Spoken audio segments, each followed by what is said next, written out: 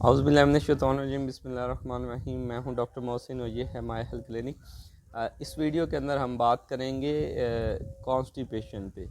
Constipation यानी कब्ज़ का होना या बड़े पेशाब का ना आना, ये एक आम सा मसला है और बहुत से अफराद इससे तंग होते हैं। और बहुत से लोग इसको गलत समझते हैं कि कॉन्स्टिपेशन को सिर्फ़ एक दफ़ा या एक दिन पेशाब ना आए या सख्त आए और पूरी तरह से एक सेटिस्फेक्शन ना हो कि मैंने पखाना खारिज किया है या पूरी तरह हुआ है या पेट में कुछ सुकून हुआ है या गैस कम हुई है या पेट में जो फूला हुआ, और अक्सर लोग कहते हैं मुझे गोला सा बना रहता है और वो रिलीज़ नहीं होता। तो ये चीज़ें अगर ना हो रही हों तो उसकी वजह से उसको लेबल करते हैं कि जी मुझे कॉन्स्टिपेशन हो गया। अब कॉन्स्टिपेशन को अगर देखा जाए तो कब्ज़ की अगर डेफिनेशन की जाए तो अगर 48 घंटे तक बड़ा पेशाब ना आए और या सख्त आए तो उसको कॉन्स्टिपेशन कहा जाता है। और देखा ये जाता है कि क्या पहले एक इंसान की बाउल हैबिट्स ठीक थी, यानी पहले वो अगर दिन में एक दफ़ा कर रहा है और अब बिल्कुल नहीं आ रहा, या दिन में पहले 4 दफ़ा पास करता था स्टूल अब एक दफ़ा भी नहीं कर रहा, तो इसको हम कॉन्स्टिपेशन कह सकते हैं। लेकिन आम तौर पर 48 घंटे का या 2 घंटे के अंदर अगर एक दफ़ा भी पेशाब ना आए तो उसको कॉन्स्टिपेशन कहा जाता है।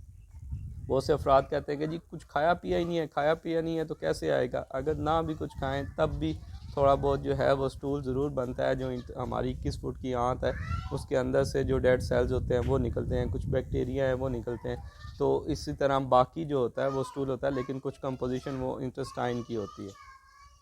उसमें एक चीज़ ये भी ज़हन में रखें कि अक्सर हमारे यहाँ क्या करते हैं कि कॉन्स्टिपेशन के लिए कुछ इसबगोल का इस्तेमाल करना शुरू कर देते हैं, या फिर वो सिरप होते हैं कुछ डिफरेंट कंपोजिशन में आते हैं वो यूज़ करते हैं। तो उसमें गलती ये करते हैं कि अगर इसबगोल को पानी के अंदर भिगो के थोड़ी देर रख दिया जाए और उसके बाद इस्तेमाल करें और उसके साथ मज़ीद पानी इस्तेमाल करें तो वो कब्ज़ कुशा होता है। लेकिन अगर एक इंसान इसबगोल को वैसे ही खुश्क इस्तेमाल करता है और फिर थोड़ा बहुत पानी या एक बूंद ले लेता है तो उससे मज़ीद कब्ज़ होती है। तो इन चीज़ों को अवॉइड करने के लिए ज़रूरी है कि अगर आप लूज़ मोशन के लिए ले रहे हैं तो इसबगोल का कम इस्तेमाल करें, थोड़ी मकदार में और थोड़े पानी के साथ इस्तेमाल करें, या जैसे दही में आप ऐड करके इस्तेमाल कर सकते हैं। लेकिन अगर आप ज़्यादा पानी के अंदर और भिगो के रख के इस्तेमाल करते हैं तो वो कब्ज़ कुशा होता है। कब्ज़ कुशा की सबसे बेहतरीन चीज़ जो है वो है फ़ाइबर डाइट, यानी कि सब्जियों का इस्तेमाल करना, फ्रूट का इस्तेमाल करना जिनके अंदर फ़ाइबर ज़्यादा होता है, जैसे जौ का इस्तेमाल जिसमें हाई कंटेंट होता है फ़ाइबर का। लेकिन इसके अंदर एक चीज़ और भी होती है कि ज़रूरी है कि अगर कब्ज़ है तो ये ज़हन में रखें कि क्या हवा खारिज हो रही है। अगर हवा भी खारिज नहीं हो रही तो फिर ये एक दिन में तकरीबन एक नॉर्मल इंसान 20 दफ़ा हवा खारिज करता है। अगर हवा खारिज जिसे फ्लैटस कहते हैं वो पास नहीं हो रहा तो ये एब्सलूट कॉन्स्टिपेशन है। ये जानलेवा हो सकती है और इसके अंदर ऑपरेशन किया जाता है।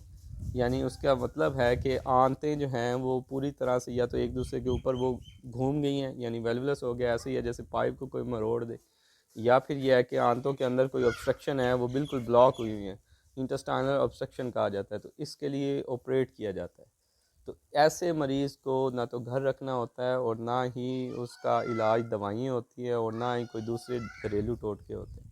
बस एक चीज़ ज़हन में रखें कि अगर 48 घंटे तक पेशाब नहीं आया और हवा भी खारिज नहीं हो रही और पेट में दर्द हो रहा है, मरोड़ उठ रहे हैं, उल्टी आ रही है और मरीज़ को घबराहट हो रही है, तो ये सीरियस कंडीशन होती है। उसके अलावा अगर हो तो घर में टोटके वगैरह करने से काफ़ी हद तक ये चीज़ें ख़त्म हो जाती है।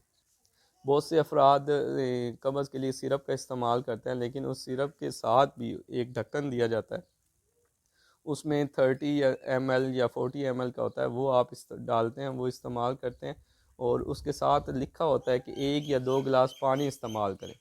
4 घंटे तक वेट करें, अगर पेशाब आ जाता है तो ठीक, नहीं तो फिर आप उसको रिपीट करते हैं और फिर पानी का इस्तेमाल करते हैं। ये अगर इसके साथ सही रहता है तो उससे आप अपना कंटिन्यू कर सकते हैं या डेली बेसिस पे आप उसको चेंज कर सकते हैं। लेकिन ये सब कुछ करने के बावजूद अगर आपने पानी नहीं पिया या पखाना खारिज नहीं हुआ तो वो मज़ीद तकलीफ़ देह हो जाता है। तो इसके लिए जब भी ऐसी सूरत हाल हो तो ज़रूरी है कि पहले ही अपना पानी का इस्तेमाल ज़्यादा करें, फ़ाइबर डाइट लें तली हुई चीज़ों से और चिकनाई वाली चीज़ों से हत्तुल इम्कान कोशिश करें कि कम से कम इस्तेमाल हो। एक और चीज़ जो मैं समझता हूँ कि बहुत ज़रूरी है कि जो लोग परदेश में रहते हैं या हॉस्टल में रहते हैं, तो हॉस्टल की एक सौगात ये भी है कि वो जब अपने शहरों में वापस जाते हैं तो वो एक मर्ज़ जिसे कॉन्स्टिपेशन कहा जाता है वो साथ लेके जाते हैं। उसकी मेन वजह ये होती है कि एक तो वो तली हुई चीज़ों का इस्तेमाल सारे नहीं करते लेकिन बाज़ार मुख्तलिफ़ जगहों से खाना पड़ता है, और दूसरी चीज़ ये है कि वो तंदूर का जो वाइट आटा होता है उसका इस्तेमाल करते हैं, क्योंकि वो होल व्हीट नहीं होता, तो उसमें फ़ाइबर कंटेंट कम होता है, और फ़ाइबर कंटेंट कम होने की वजह से अक्सर जो है वो कब्ज़ की उन्हें शिकायत रहती है। तो जो भी हॉस्टल की रोटी खाते हैं या पूरे सफ़ेद आटे की रोटी खाते हैं तो उनको अक्सर कब्ज़ की शिकायत रहती है, और इस कब्ज़ को आगे चल के बवासीर का मसला, हेमोरॉइड्स का मसला, पाइल्स का मसला, ये चीज़ें उनकी चलती रहती है।